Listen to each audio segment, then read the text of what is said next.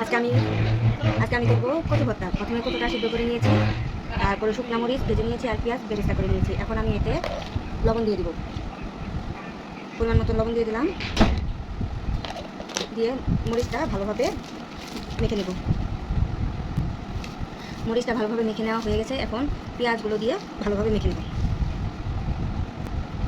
এখন কচুগুলা দিয়ে দেবো। কচুগুলাও ভালোভাবে আগে হাত দিয়ে কচুগুলা মেখে নেব।